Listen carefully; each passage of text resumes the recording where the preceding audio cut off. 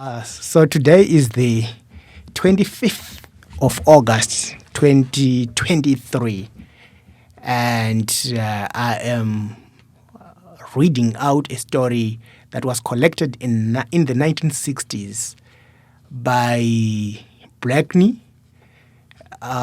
Charles Blakeney, and this story was narrated by Samu Munodie Mukwakawami.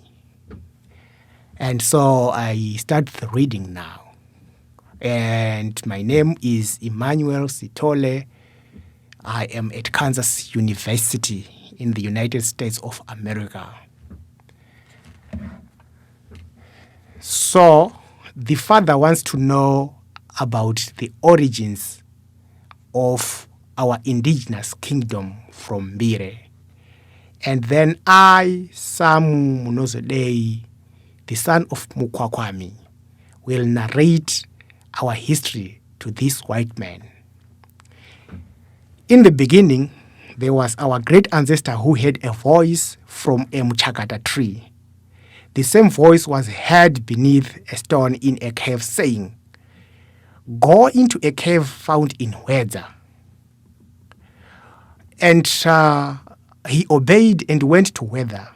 When he got to Wedza, he found a maiden who was inside the cave. The maiden had 3 clay pots, which she gave to our ancestor, the one who discovered this country. One clay pot had drinking water. Another had sadza, or thick porridge in English.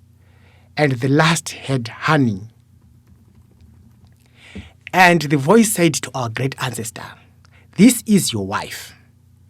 And then the great ancestor asked, "Master, who are you?"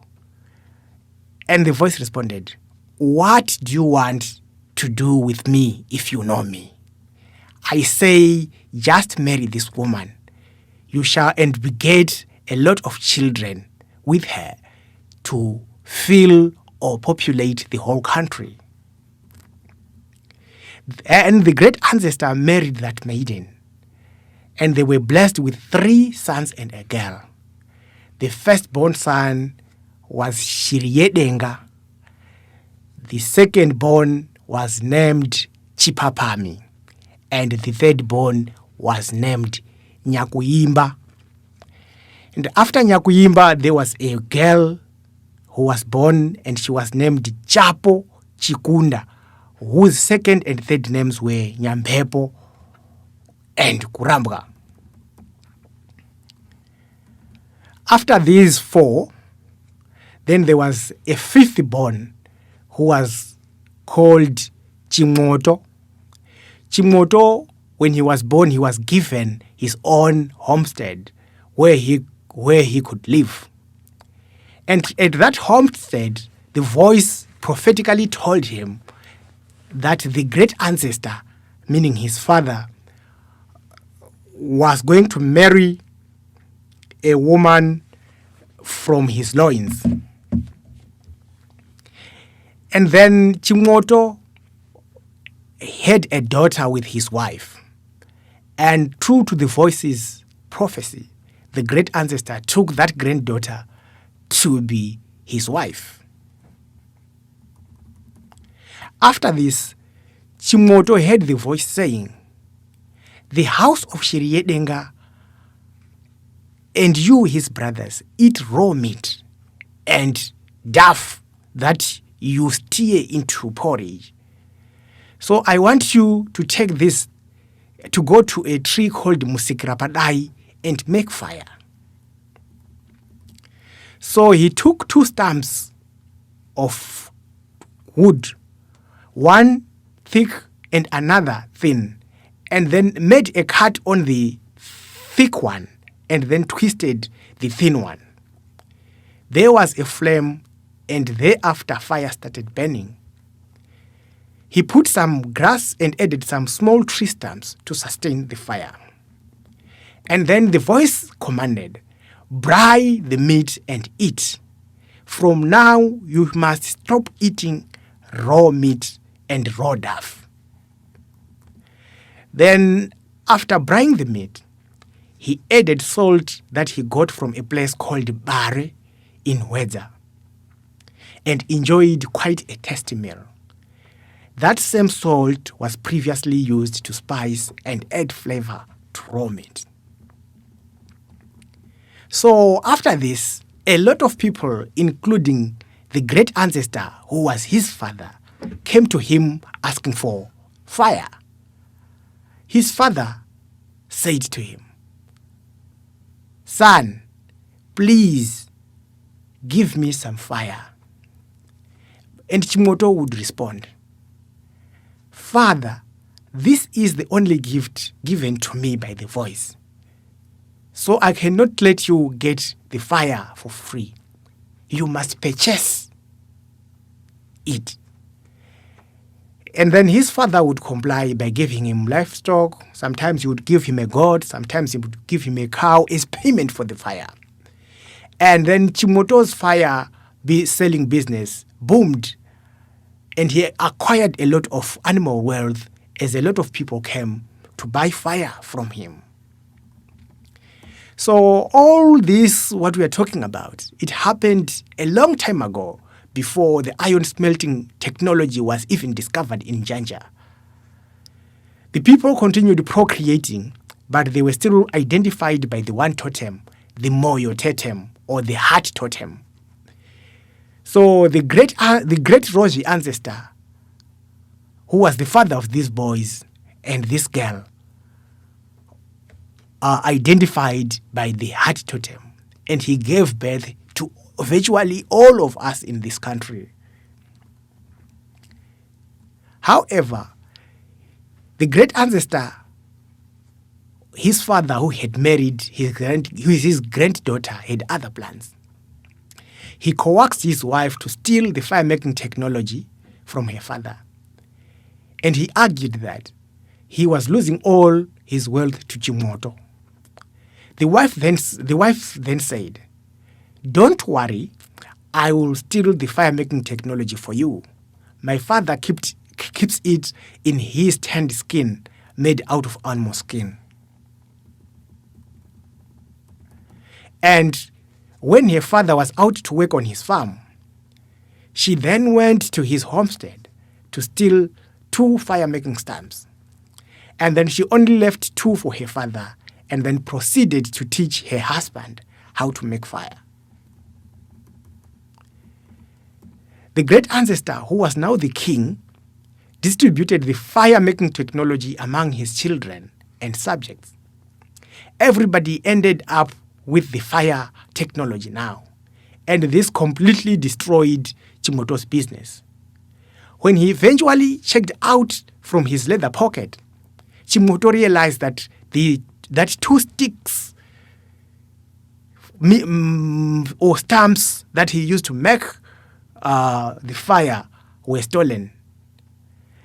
Only 2 had remained.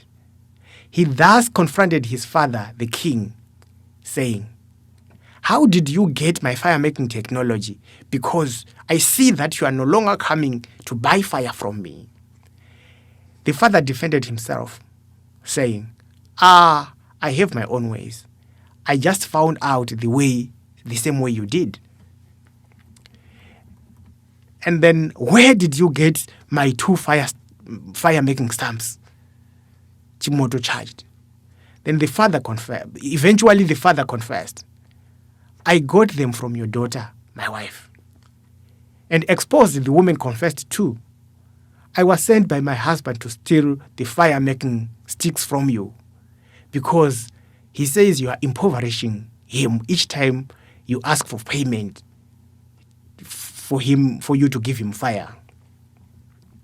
After that, the king promised to pay some reparations as a way of acknowledging his wrongdoing to chiNdau.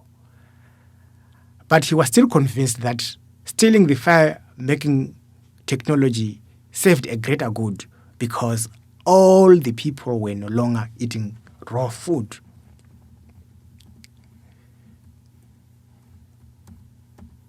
Then after that, the voice came again and said to the king, "Go back to that cave where you found a wife in Wedza.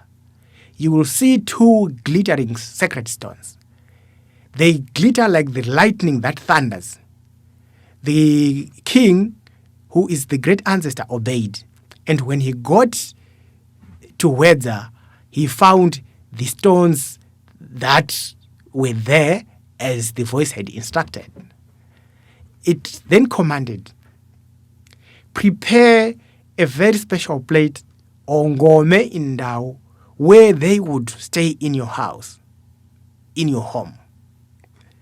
Everything you want in this world will come from these stones. Again, you shall never hear me talking to you from these stones, nor shall you hear me talking to you from the cave. You shall hear me from this castle-like plate, and the sacred stones will tell you everything you need to know. A lot of people shall come to you and present you with a gift when they are asking for the rain. The king thanked the voice profusely and kept the stones with him in his house at his home. And a lot of people came with presents to ask for rain during times of drought. After the population had increased, he built his Zimbabwe palaces across the country called Black Africa. The first one was built at Fort Victoria, which we now call as Mashingo.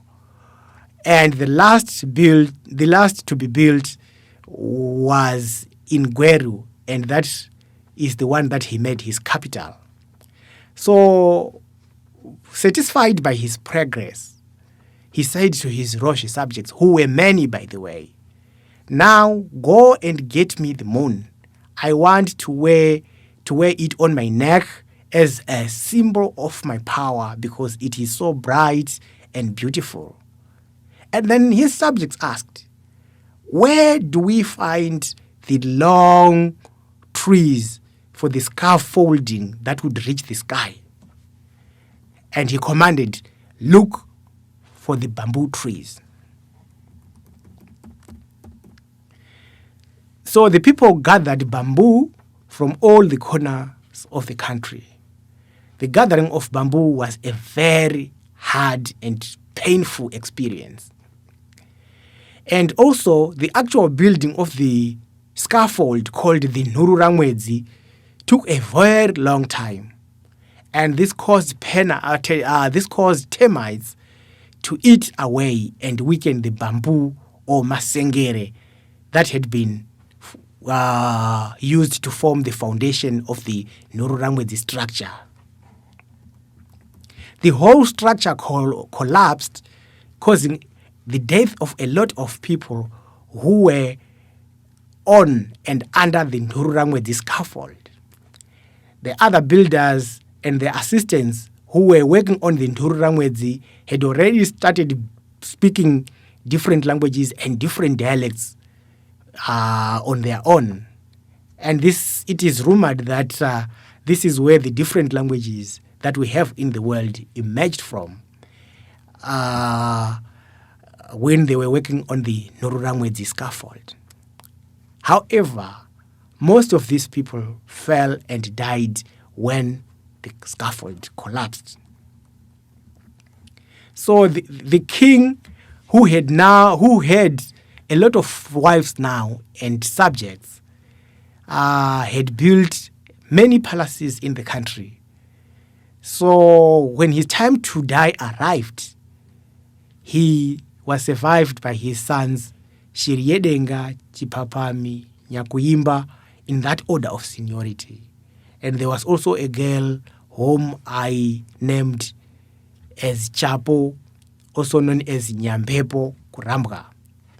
But before he died, he summoned his eldest son, Shiryedenga, and said to him, my son, I want you to listen to this very carefully, because I am anointing you as my successor. Please keep these sacred stones, for they will tell you everything worth knowing. All the people shall come to you to buy rain, and they shall present you with gifts. And the voice shall continue staying in its special place in this house. But let your sister Chapo Yampepo Kurambwa keep it in her heart. This is because I made her the stabilizer of my kingship. Be always alert, because I don't want Chimoto's daughter, my wife, to try and seek revenge by attempting to steal the sacred stones on behalf of her father. Don't let that happen, because I used her to steal her father's fire-making technology. Shiriedenga agreed and said, Master, my father, I have understood all your instructions. And immediately after that, the king, our great ancestor, died. So Shiriedenga lived with his sister, Chapo Kurambwa Nyampepo, as the stabilizer of the kingship. So as time went by, a lot of people were inhabiting the country. They were procreating, and the country was not yet full now, but there were pockets and pockets of people here and there across the entire country. People's homesteads, while they were still new, they were increasing in number year after year, month after month. So one night, the voice talked to Chapo and said, Wake up, Chapo. Chapo awoke and said, and then the voice continued, Tomorrow morning, I want you to tell Nyakuyimba to go on a very long journey. He will go with you carrying the sacred stones. If Chipapami, your brother, wishes to join you, let him. But he must know that Nyakuyimba, his brother, will lead him. He shall move around the whole country, choosing and anointing chiefs from Bire, because I have seen that there are now a lot of people in this land. The voice shall tell him which among the people you will meet deserve to be anointed as chiefs. So meanwhile, Nyakuyimba had a dream where the voice was telling him all that it told Chapo. The morning that followed, Nyakuyimba went straight to his sister Chapo's house and asked, My sister, the voice instructed that you relay its message to you last night to me. Chapo said, Yes, brother. The voice asked that we embark on an important journey to anoint chiefs, to anoint chiefs in the areas inhabited by black people. You shall decide and choose who is worthy to become chief. If you succeed, I will tell you where to stop. Then the brother asked, Since this is a long journey, what are we going to eat on our way? Then the voice answered, You shall go to my in-law, Chimoto. Chimoto will make fire to braai meat. I shall give you a leather pocket made out of the tanned skin of an eland. This will make a hive of bees from Rimuka, a place called Rimuka. The bees got into Nyakuyimba's pocket, and after that the voice stayed. You shall start your journey by nightfall. Then Nyakuyimba went to Chimoto to tell him the commandments of the voice. He told him that his two assignments were to make fire and carry the beehive made out of the tanned leather skin. They would harvest honey in the morning, in the afternoon, and in the evening. Then they were allowed to buy remnants of meat from carnivorous animals, from carnivorous predators, and they were also allowed to eat meat from dead animals. They were not allowed to cook meat since they had no clay pots with them. So their mission was just to anoint chiefs. And they agreed and left under the cover of darkness.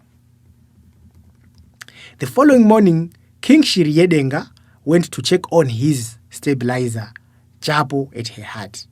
He knocked and found out that there was nobody inside. He wondered, has she gone to the fields because her door is locked? And then he sent some boys to check from the field, and then they did not find her. Then they went to Chimoto's homestead and asked, but they also realized that Chimoto was missing too. Then they reported to the king, even Chimoto is not here too. And then the king asked, so where is the boy Nyakuyimba? Then they went to Nyakuyimba's house. They did not find him. And they spent the whole day searching. The following days, they looked around everywhere, including in their father's main capital, in Zimbabwe, but failed to find him.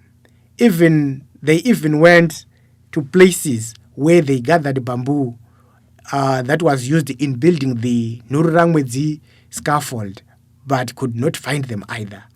And then they came back and reported to the king, Master, we have failed completely to find them.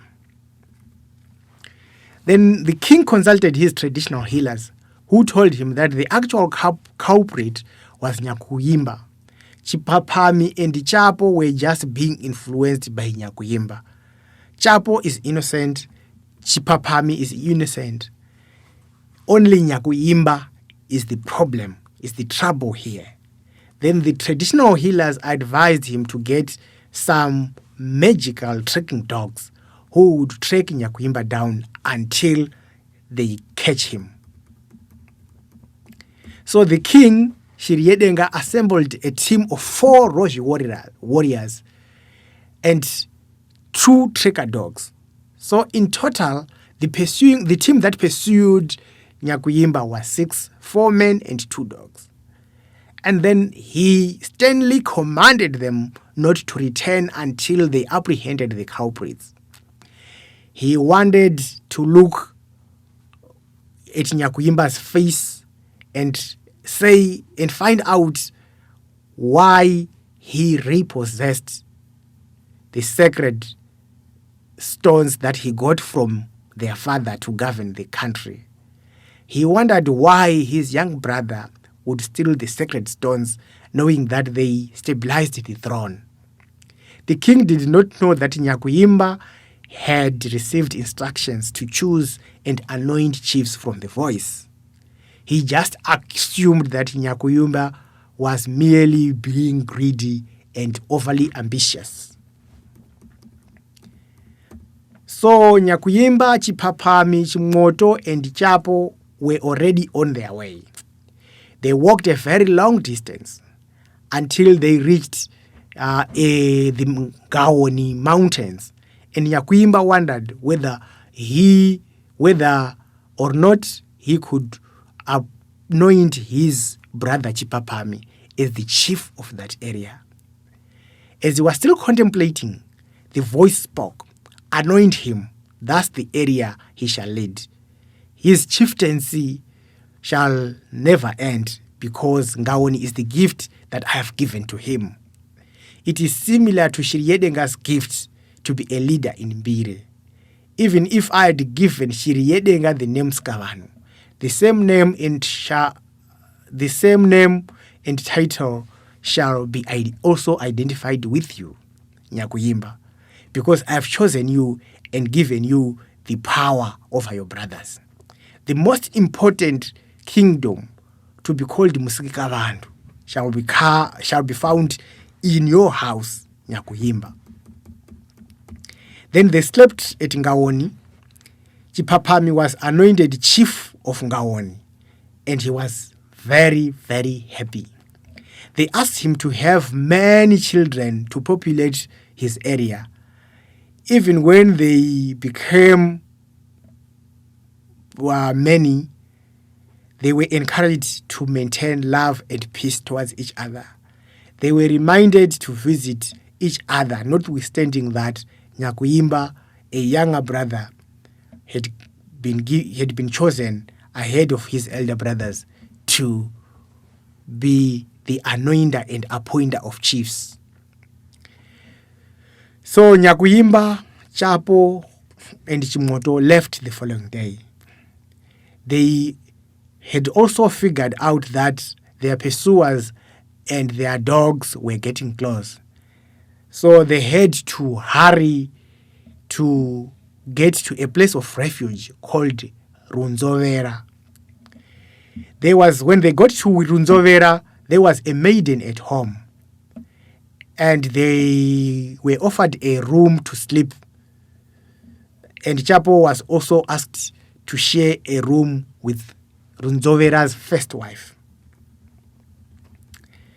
So she put her plate with the sacred stones close to her pillow at night. And then Runzovera's wife noticed the stones and was quite astonished and asked, "What is this that glows like that close to your pillow?" Then Chapo responded rudely, "That's my kingship. Why do you ask?" The women said, Are these not the Shiryedenga's magical stones that we always hear about when we go to Wedza to buy horse? How come that they are now in your possession today?" And then Chapo responded, but much aggressively this time, "Don't ask me anything about what I was given. Don't." Then the following morning, the woman told her son, also called Runzovera Jr. And then she said to the son, "That maiden is carrying a plate with glittering stones. I saw them last night." And then Runzovera Jr. went to Mahumberu and told him the story. Then Mahumberu went to chiMoto and said, "Master, my mother says she saw a miracle at the hut last night. What really happened?" Then chiMoto said, "That's the king who brought kingship here all the way from Mbire. His mission is to appoint and anoint kings." And he then said, "Now you have come at a time of drought. How do we survive? Can't we get some rain, since we used to go to Mbire and trade elephant tusks for rain?" And chiMoto answered him, "If Master Nyakuyimba agrees, then your wishes will be granted." They discussed and agreed. Runzovera suggested to offer his maiden to Nyakuyimba. And the maiden, that is the maiden that they'd seen when they arrived the previous day. And then Runzovera begged Nyakuyimba, saying, "All we want is rain, so that we can have food to eat with my family and my people. Please accept my daughter as your wife." Then Nyakuyimba accepted her. After pondering deeply about Runzovera, he intoned, "I do not have bride price because I am a sojourner. However, I'll give this area to compensate the bride price." The few people who were settled around Runzovera's area came, and they were told that Runzovera was their new chief. They ululated and respectively clapped their hands in acknowledgement of their new leader, Runzovera. Now the voice said, "I will delay your pursuers for you to find time to rest here." And then Nyakuyimba, Chapo, and chiMoto then stayed at Runzovera for a whole month. at the beginning of the second month, the maiden, now Nyakuimba's wife, got pregnant, and she told him about the pregnancy because he had missed her monthly period. Nyakuimba asked her to call her grandmother, her mother, her father, and Mahumberu. Runzovera and his wife and his mother got into Nyakuimba's hut, where they were seated with Chapo and Chimoto. When they got there, they said, "Master, your wife has just discovered that she is now pregnant." And Nyakuimba responded, "Yes, I am aware. She told me that too. So my wife will give birth to a baby boy with an upright tuft on his forehead. When you see that mark on him, please give him the name Murengatipi. Do everything that he tells you when he is growing up, because the child is a gift from the voice." Then they agreed. After telling them that, Nyakuimba said, "When I eventually die, my sister Chapo will come to claim the child Murengatipi to build his palace at my gravesite. That would be a capital of my chieftains. I still do not know where I'm going to die, though." So before they left Runzovera, they took Mahumberu with them. Mahumberu carried the leather beehive. They left as 4 people only, namely Nyakuimba, Chapo, Chimoto, and Mahumberu. Then they arrived at a place called Chirinda, now called Mount Selinda. The forest of Chirinda was very beautiful.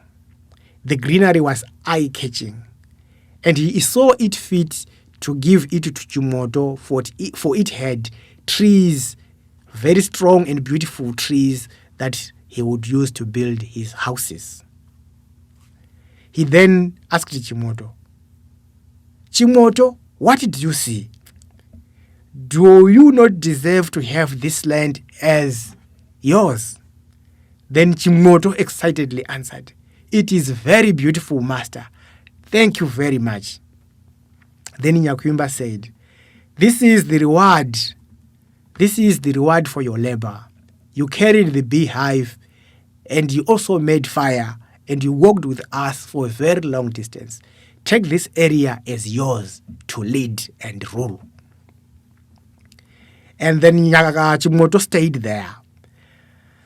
Their journey continued.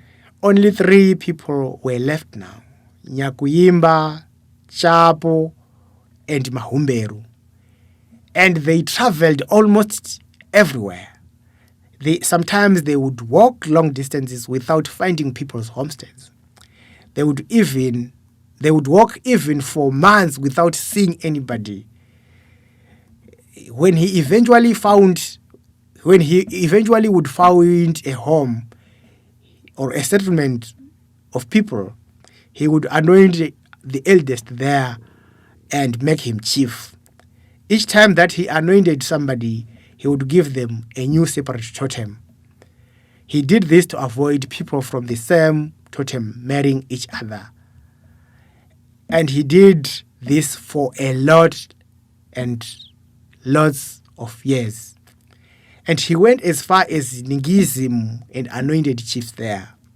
He also went to the eastern areas such as Nyakato and anointed chiefs there.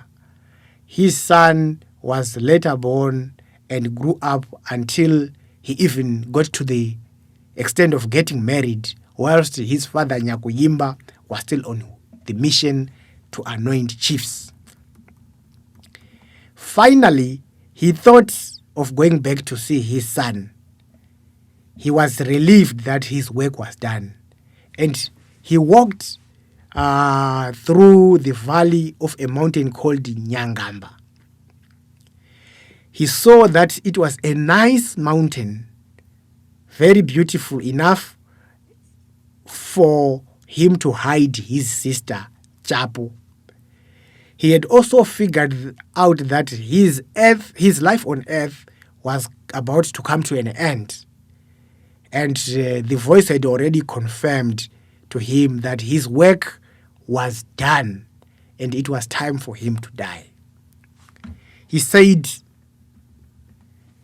"You see, my sister Chapo, this is your area that will be ruled by your husband." And Chapo wondered, "My husband? I don't have a husband yet." And then he said to Mahimberu, "For your hard work and dedication for all these years with me, I will reward you by giving you my sister, Chapo Nyampepo Kurambwa, to be your wife." Mahumberu clapped hands and said, "Lord, thank you very much. Thank you very much, Master Nyakuyimba." Nyakuyimba left and continued his journey alone. As he continued walking, all by himself now, he saw a cave that he got into. And that cave was later named Chibunji by Chapo and Mahumberu. This is because his pursuers and their dogs arrived there when he had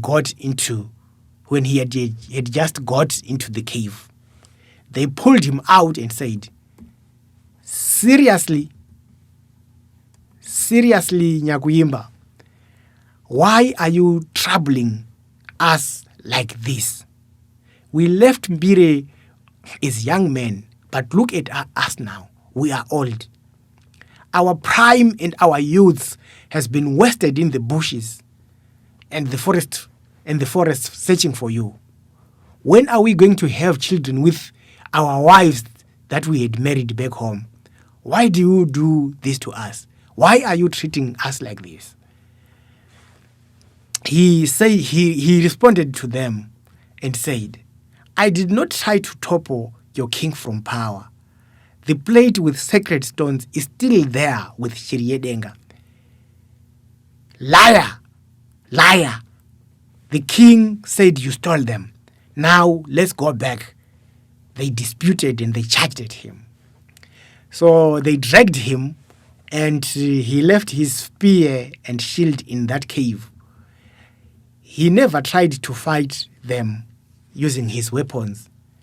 He was always very calm because he knew that the voice had already told him that the Rose warriors and their dogs were going to eventually kill him.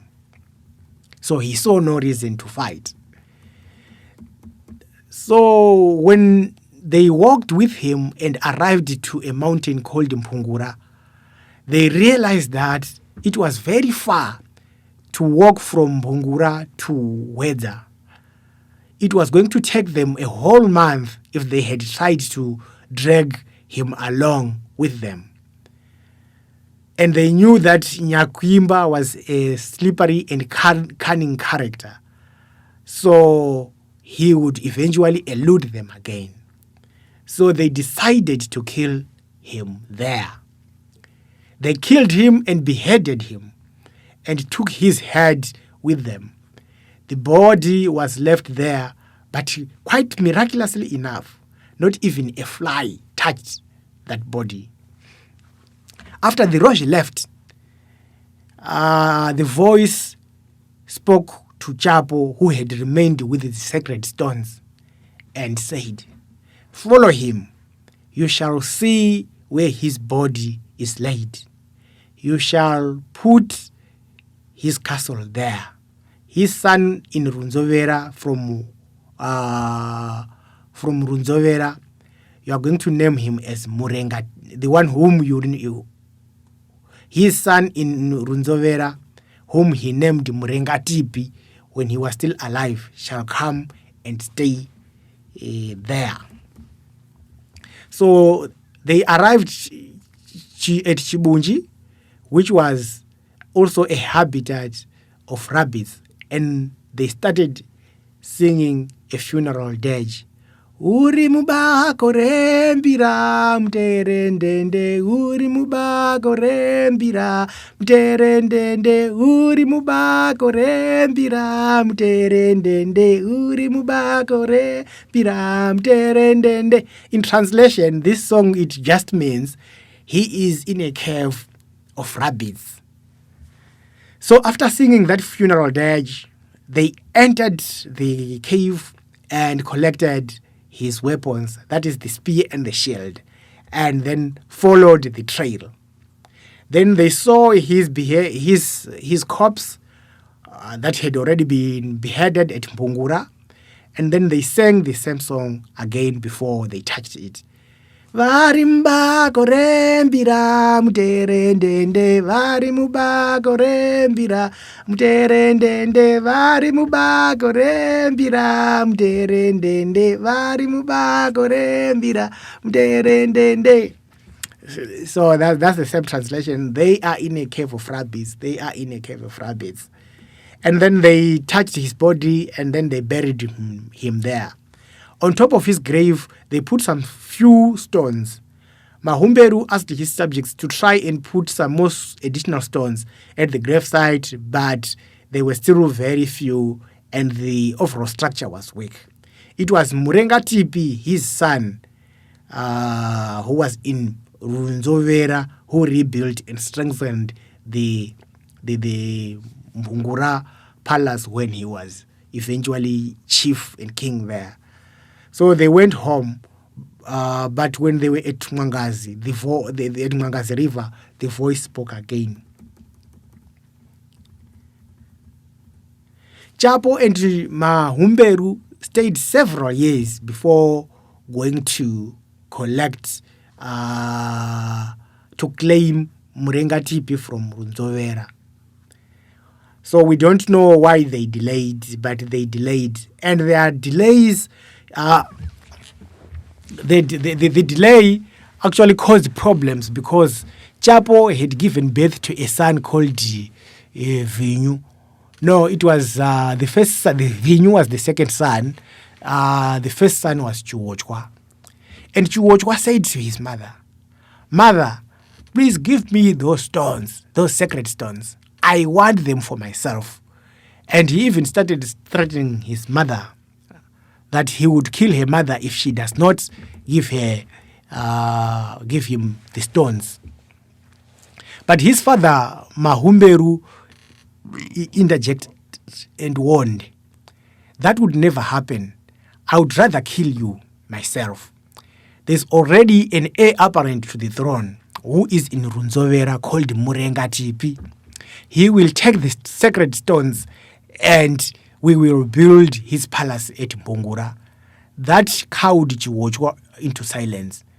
And now Vinyu and Chiwochwa were already grown men with wives and children. So I will not talk about the history of these two boys for now. They have their own history. But I'll concentrate on the one of Murengatipi and how they eventually claimed him back from his grandfather's family in Runzovera. So they started the journey to Runzovera, and when they arrived at Runzovera, they saw them and said, "Oh, that's Mahumberu." The people from Runzovera, they came running to Mahumberu and Chapo and said, "Oh, welcome Mahumberu, welcome Mahumberu."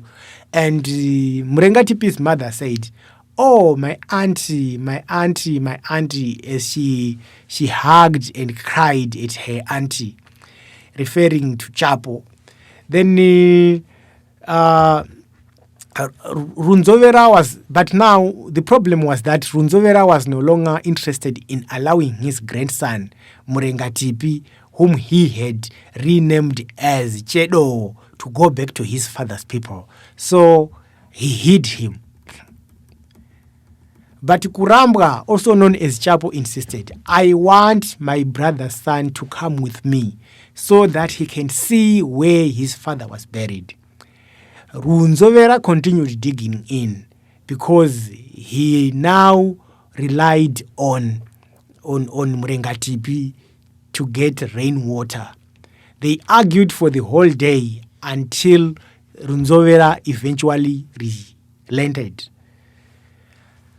So he organized some young men in Murengatipi's age group. And Murengatipi was already married and he had his own children.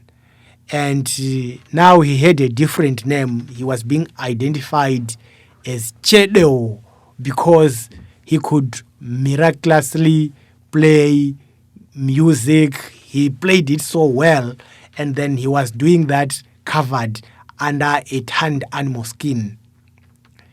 So he was performing miracles, and he was so good that others resorted to praising him as chiNdau, the great king from Mbire. So even Chipapami, the brother to Nyakuyimba, the brother to Chapo, the brother to Chimoto, he ended up coming to Runzovera to buy rainwater, to buy rain or water from chiNdau. The name Murengatipi he had been given by his father had empowered him to perform miracles such as rainmaking. They even tried to kill him in Runzovera, but that's a history that I will not talk about today. We can talk about it later. So can I please ask? Yes, go ahead, ask. Is chiNdau Nyamsetwa? I'm not yet there. Don't remind me about that. I'll get to where you want me, but let me narrate how the name Nyamsetwa came about. Okay. So the name that his father gave to him was Murengatipi. The one he got from his maternal grandfather was chiNdau. So when he had put him in a group with other young men, Runzovera said, chiNdau's auntie, I have now related. Please choose your son from this group. If you choose the right one, you will take him and go. But if you choose the wrong one, then you will live here empty-handed. I won't give him back to you. In his mind, Runzovera assumed that Chapo would never recognize her brother's son, actually, I'm sorry, because she had left when chiNdau was only a 2-month-old fetus. The pregnancy was only 2 months. Now these boys had matured and they were already family men. So Runzovera was not aware that the sacred stones that Chapo had already told him.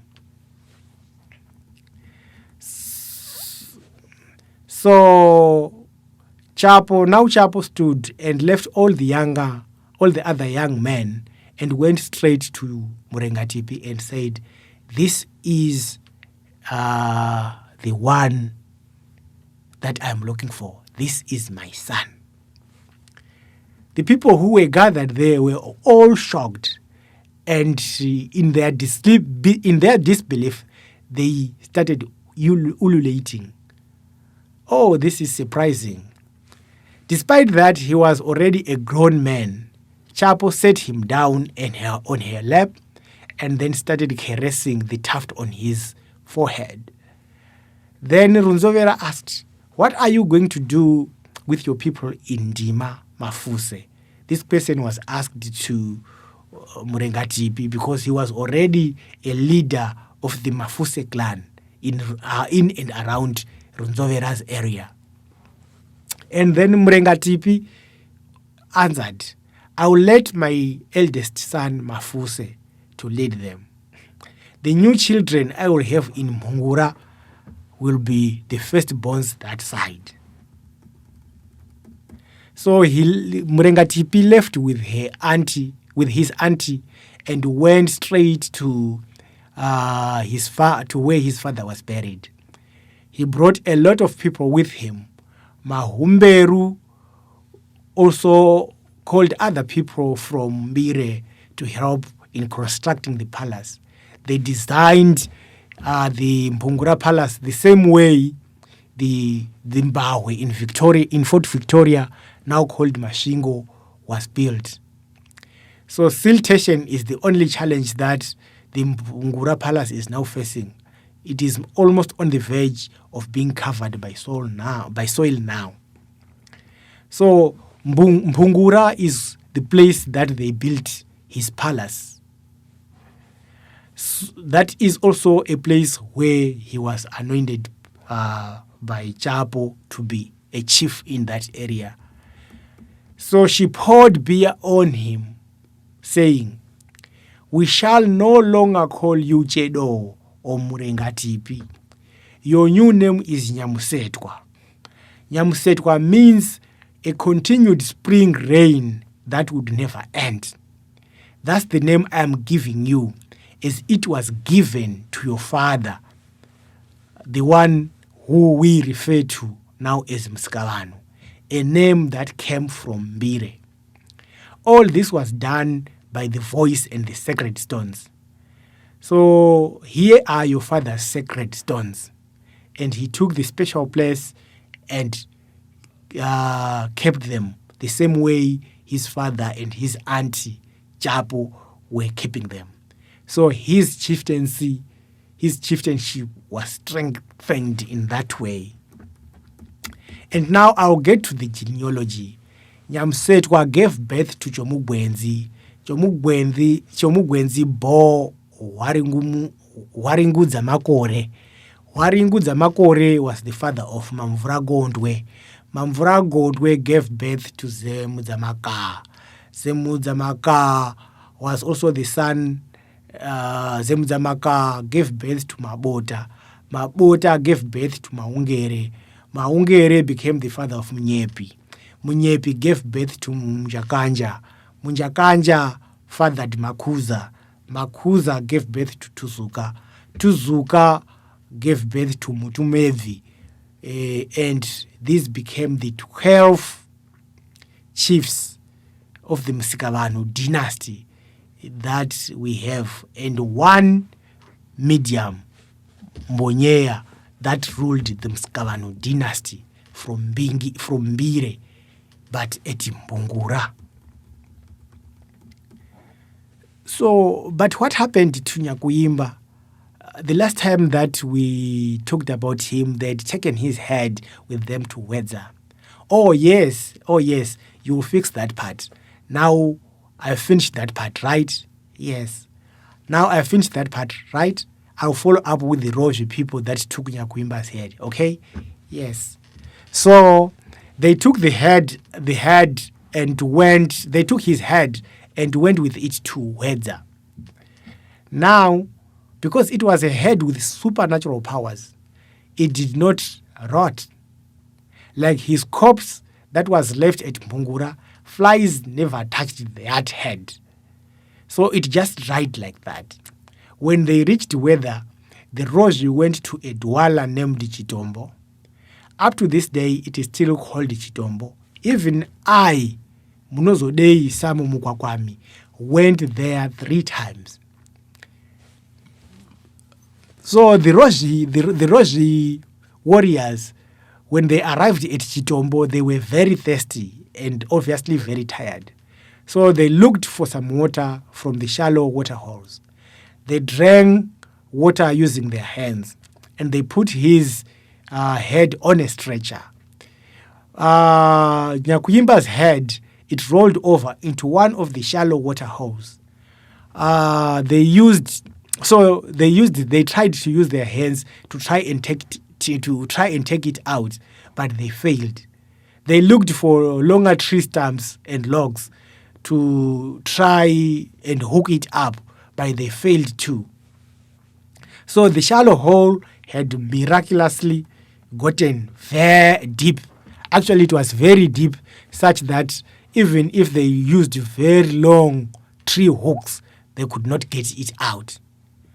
How could this happen? They wondered. This is a dwala, and the surrounding the surrounding water holes are so shallow. I can't even use my arm to reach the bottom of the shallow water hole. How could this be? How could this be? This is a rocky area. How could this water hole become so suddenly deep?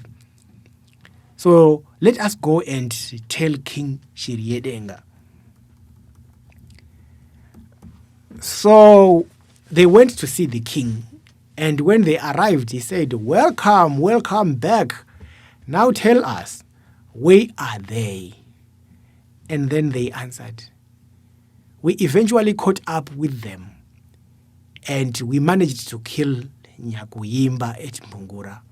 We reasoned that he could perhaps escape from us again. So we beheaded him and brought his head with us. But what happened shocked us because when we tried to drink water at Chitombo, the head rolled into a shallow water hole." Shiryedenga said, "It is not deep at Chitombo. Let's go and see." So when they got there, they were surprised.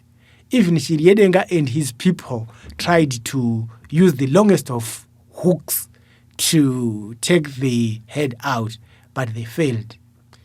They could feel the head in the water hole, but they could not get it out. So Shiryedenga tried, but was equally surprised. Even his strongest and cleverest of men could not get the head out. And then he said to the 4 Rose warriors, "Now I see you are lying. I gave you strict orders that if you fail to catch and bring them back, you will die." So on that Dwala, the 4 Rose warriors were killed. They perished there with their dogs. And that was the end of them. And Shiryedenga went back to his house. And after 2 days, there came quite a heavy downpour. It was really a miracle. And this is the story, and I end here.